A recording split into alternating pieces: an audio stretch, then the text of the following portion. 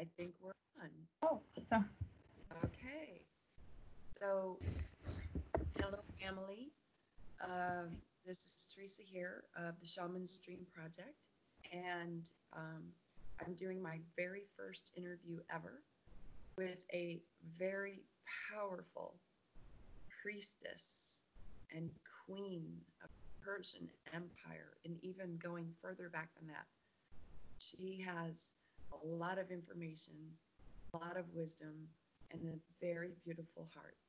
And I invite her today to join me. Her name is Yasmeem Dahdah, and she joins me today from Aman, Georgia. And I will let you provide the introduction of yourself. And specifically, I would like for you to tell us a little bit about yourself, the spacesuit that you're, or skin suit that you are in now, and how that relates to the other aspects of you, your so-called past lives. okay. Hello, everyone. Thank you for being here. Thank you, Jessica, for holding this space. Yes, my name is Yasmeen in this particular iteration of myself, and I woke up to multidimensional aspects of myself, I would say around 2012. That's when things started to get interesting and connect with other lives and other aspects. But the path that I've been on in particular has led me to really valuing natural order and ancient principles of ancestry and things like that, and developing that over time to work with my particular the messages that I receive, and I put that all into my concept natural order. But how that all came about is rather strange because for many years before the very first awakenings, I didn't know what I was doing, and I was kind of lost and floating around.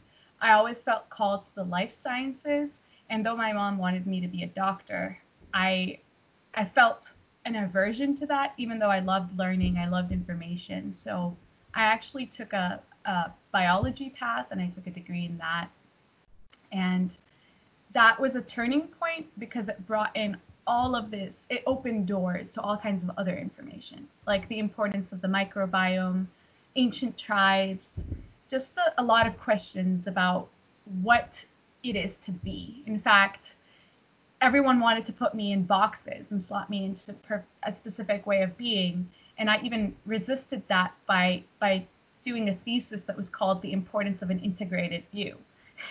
I just merged everything that I'd ever known about or learned at that university in one place in a way that might not have made sense to the particular, like, pick something and stick to it path.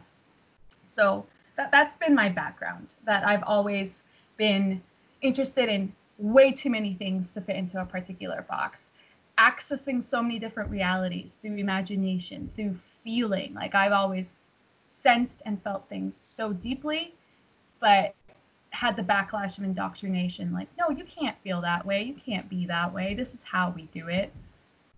And it's been a journey of years, kind of awakening to the fact that the way that my heart is the right way for me. And now I can draw that information in and blend it in with the things that I've learned, let's say on a practical human level.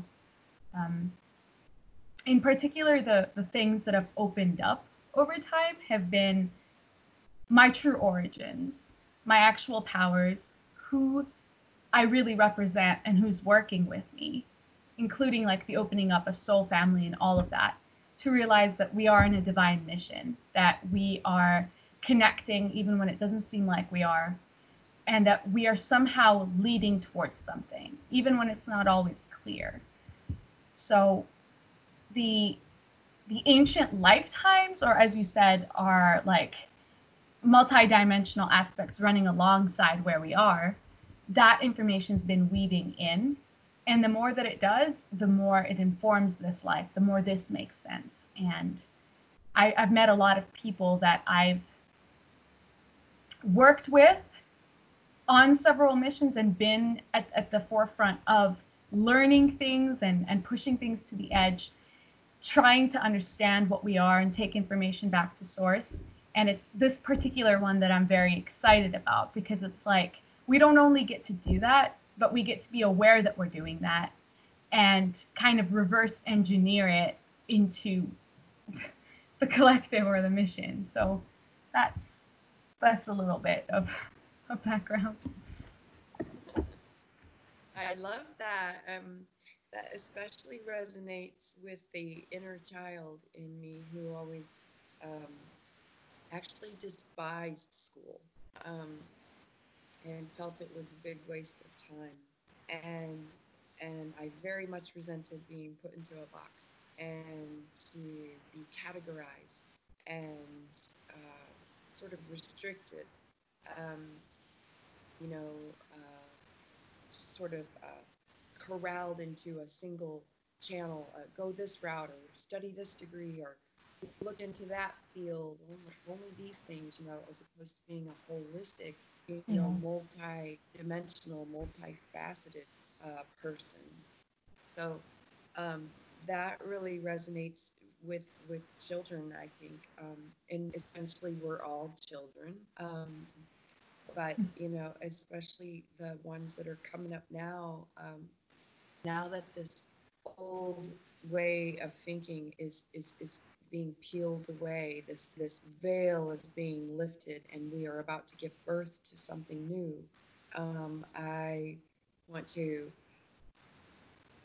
be the forum or the platform for which we can join together to encourage those who come after us um, to know that you are very special and that you are very loved and that you are very much needed and that you're very strong and very powerful. Um, you are an individual. You are not designed to conform or to comply. You are not here to become part of the collective. You are here to so anything that we share today, if that is a blessing to you, it is our honor to share that with you and believe that you will find that very helpful. So the subject for today is resonance and the unified field. So I'll just give you sort of my feelings on resonance. So, like, it's like a layman's terms example to illustrate what that is. So, like, if you encounter a group of people or a situation or an individual, um, something, the energy about that person or those people or that place does not resonate with you, it makes you feel uncomfortable, then you are in a state of dissonance as opposed to resonance. So it's the opposite of being in resonance or in tune with something.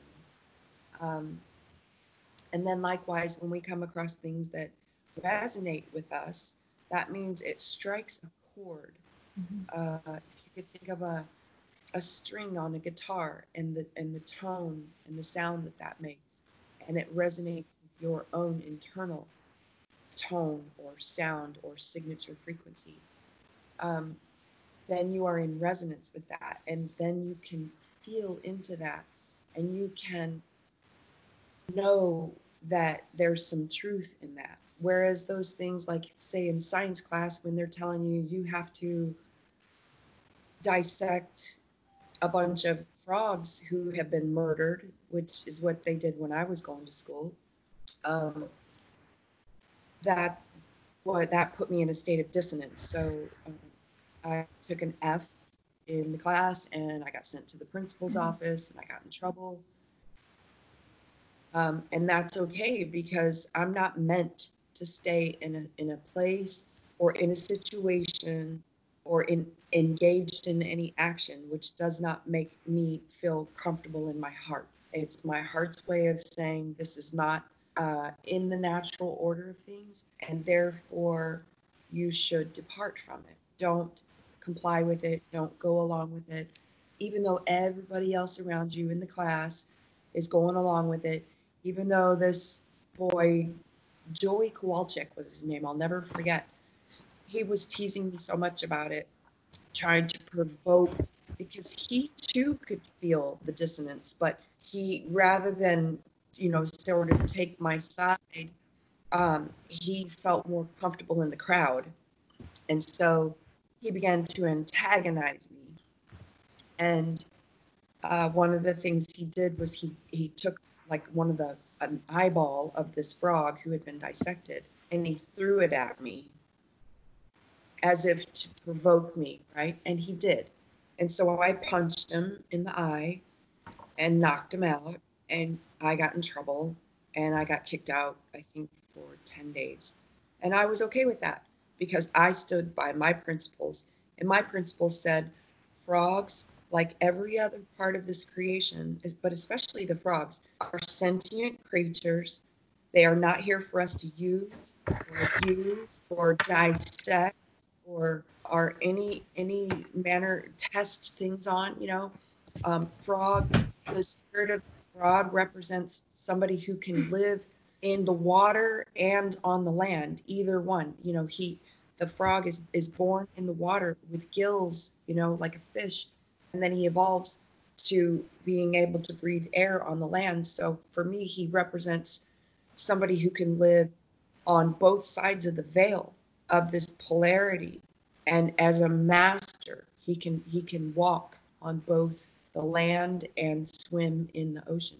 So it was very disrespectful to do this to the frogs, and that's what I felt in my heart. And if I got in trouble for that, then oh well, you know. Um, so that's kind of what my illustration of resonance versus dissonance is. And I'd love to hear what your thoughts are on that, Yasmeen. Yeah, I resonate with that to say. And what I think it works as is kind of a feeling in your body, like you said, where it's tuning with something that makes you up. And so I just see it like, for example, truth, or when something is true for you, it has a certain vibration and you can feel that. And when we're taught for so long, for so many years, to kind of dampen that or ignore it, that can create complications later down the line. But we can all feel these things. We can all feel when somebody is lying about something, when something doesn't sit right with us. So these are basic principles.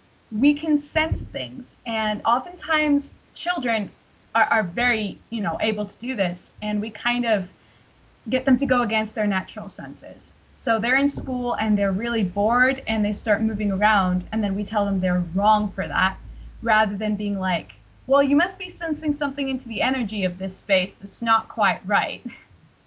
So I would say it's an intelligent, innate ability to, as we are vibratory beings. So when we feel the vibrations of other things, they're either, as you said, dissonant, which means that the waveforms are opposite and they're canceling each other out, they're collapsing, or they're adding onto each other and you're getting a bigger wave, which is a surge of feeling into it and being like, this is hitting my tuning fork and it feels right, it's harmonic. So I think we can bring the kymatics into this, like the study of sound and frequencies. We can bring the physical concept of the tuning fork. It's like when it's at a certain frequency that tunes in with that metal, it's going to vibrate different. It's going to sound different.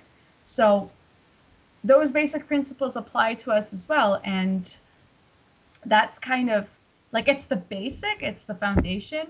But as I was saying, and you said it too, we can get pushed off of that by a consistent indoctrination to ignore your own senses, or something being spread as normal and true, even though you're feeling dissonant with it, even though you're feeling uncomfortable with it. And that's the beginning of the end, really. It's like when you have to start implanting information on top of your own intuition and your own senses. The resonance concept is something that you start opening up to, I guess, when you start getting on your own journey,